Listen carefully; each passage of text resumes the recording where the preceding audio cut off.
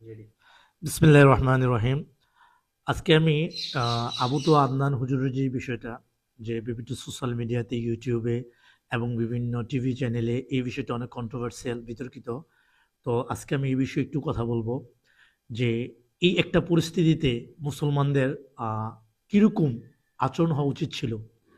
তো আমি এখানে অনেকগুলা ইস্যু আছে। তো আমি একটা একটা বিষয় নিয়ে আলোচনার চেষ্টা করব, আল্লাহ যদি আমাকে তৌফিক দান করেন। প্রথম যে বিষয়টা হলো সেটা হলো যে সোশ্যাল মিডিয়াতে ওনার ওয়াইফ আপনার ওনার নামে একটা পোস্ট করছে যে উনি একটা রিলেশনশিপে উনি আছেন। তো এখানে আমি এই বিষয়টা নিয়ে একটু কথা বলবো। প্রথমে আল্লাহ পাক কোরআনে বলছেন সূরা বনী ইসরাঈল আয়াত ৩৬-এ যে, যে বিষয় নিয়ে যে সমস্ত বিষয় অথবা যে বিষয়ে তোমার ধারণা নেই, তুমি এটা সম্পর্কে ভালো জানো না, এ সম্পর্কে তুমি কিছু বলিও না বা মন্তব্য করিও না। নিশ্চয়ই কর্ণ, চক্ষু, অন্তর সম্পর্কে জিজ্ঞাসিত করা হবে। এটা হলো একটা বিষয়।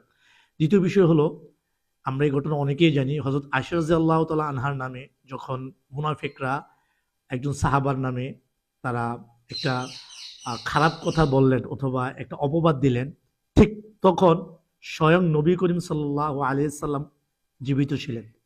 তখন নবী করিম সাল্লাল্লাহু আলাইহি সাল্লাম এই বিষয়ে হাও বলেন নাই, নাও বলেন নাই। অর্থাৎ জিনিসটা যে সত্য এটাও বলেন নাই, জিনিসটা যে মিথ্যা সেটাও বলেন নাই। এবং যারা মশহুর সাহাবা ছিলেন আলী রাদিয়াল্লাহু তাআলা আনহু, আবু বকর সিদ্দিক রাদিয়াল্লাহু তাআলা আনহু, তারাও ছিলেন। তারা স্বয়ং আল্লাহ রাসূল সাল্লাল্লাহু আলাইহি ওয়াসাল্লামের অন্যান্য যে স্ত্রীগণ, হাফসা রাদিয়াল্লাহু তাআলা আনহা, জয়নব রাদিয়াল্লাহু তাআলা আনহা, তাদেরকেও জিজ্ঞাসা করা হয়। তারাও এই বিষয়ে কোনো মন্তব্যই করেন না। তো এখন বিষয়টা হলো, যেখানে আল্লাহ রসুল সাল্লাহ আলিয়াল্লাম কোনো প্রমাণ ছাড়া, কোনো এভিডেন্স ছাড়া এই বিষয় নিয়ে কোনো কথা বলেন নাই, সেখানে আমরা যে হুজুরের যেই বিষয়টা, যেটা আমরা মাত্র একটা পোস্ট দেখেছি, এটা আদৌ সত্য কিনা মিথ্যা সেটা আমরা জানি না। কিন্তু আমরা আজকে আহ, সামাজিক যোগাযোগ মাধ্যমে মুসলমান ভাইয়েরা, হিন্দুরা না, মুসলিম ভাইয়েরা বিভিন্ন ধরনের পোস্ট করে বিভিন্ন ধরনের কন্টেন্ট বানিয়ে এই জিনিসটাকে আরো গাঢ় করতেছে।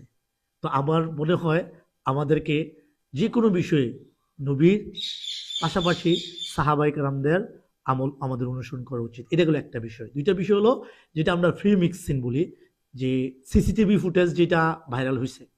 দেখেন, ফ্রি মিক্সিং কি, এটা কি ফ্রি মিক্সিং না ফ্রি মিক্সিং না, এই বিষয়ে পূর্বে অনেক ভিডিওতে আমার চেয়েতেও যারা যোগ্য তারা এই বিষয়ে কথা বলছেন।